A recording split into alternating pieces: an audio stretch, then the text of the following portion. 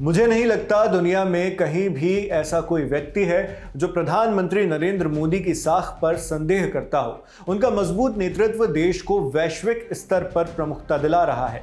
Operation सिंदूर के दौरान भारत ने स्पष्ट रूप से टारगेट बताए और कार्रवाई की। इस ऑपरेशन के दौरान S-400 सिस्टम का इस्तेमाल किया गया था। ब्रह्मोस मिसाइलों को भी शामिल किया गया। इन हथियारों का प्रदर्शन बेहतरीन रहा, यह कहना है रूसी राजदूत डेनिस अलीपोव का। उन्होंने भारत के अतिरिक्त S-400 खरीदने पर भी बात की। बताया, इस बारे में भारत और रूस की चर्चा जारी है, लेकिन फिलहाल इसके परिणामों के बारे में बात करना ठीक नहीं है।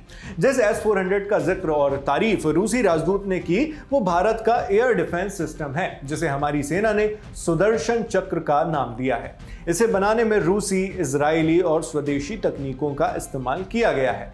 यही कॉम्बिनेशन इसे पड़ोसी देशों की तुलना में मजबूत बनाता है। ऑपरेशन सिंदूर के दौरान भारत ने पहली बार इस सिस्टम का इस्तेमाल किया था।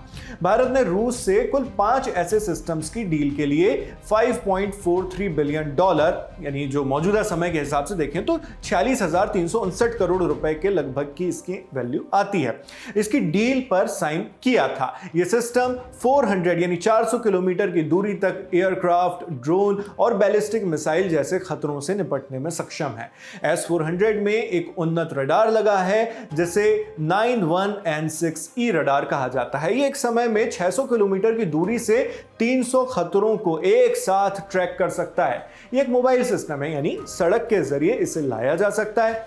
रिपोर्ट्स के मुताबिक आदेश मिलते ही 5 से 10 मिनट के भीतर इसे तैनात किया जा सकता है। इस एयर डिफेंस सिस्टम का दूसरा हिस्सा है इसका कमांड एंड कंट्रोल पोस्ट। यह भी एक ट्रक पर बनाया जाता है। टारगेट की खोज से लेकर उन्हें नष्ट करने वाली मिसाइल फायर करने तक सारे कमांड यहीं से दिए जाते हैं। इसके बाद आता है एंगेजमेंट रडार। यह रडार टारगेट को ढूंढने नहीं बल्कि उस पर सटीक ढंग से हमला करने में इस्तेमाल होता है। इसमें ज्यादा ऊंचाई से लेकर कम ऊंचाई पर उड़ने वाले खतरों को एंगेज करने की क्षमता होती है।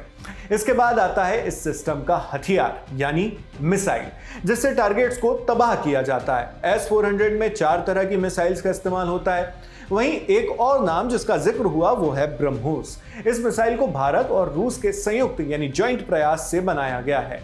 इसके शुरुआती वेरिएंट्स 290 किलोमीटर तक दागे जा सकते हैं। फिलहाल इसकी मारक क्षमता 900 से 1500 किलोमीटर यानी 1500 किलोमीटर तक की है। यह एक ऐसी मिसाइल है जिसे जमीन, समुद्र और हवाई तीनों ही प्लेटफॉर्म से लॉन्च किया जा सकता है। साथ ही इसे ट्रैक करना भी लगभग नामुमकिन है, जो सामने वाला दुश्मन देश है उसके लिए। इन्हीं तकनीकों और मिसाइलों का इस्तेमाल करके भारत ने ऑपरेशन सिंदूर के दौरान दुश्मन के मंसूबों पर पानी फेर दिया।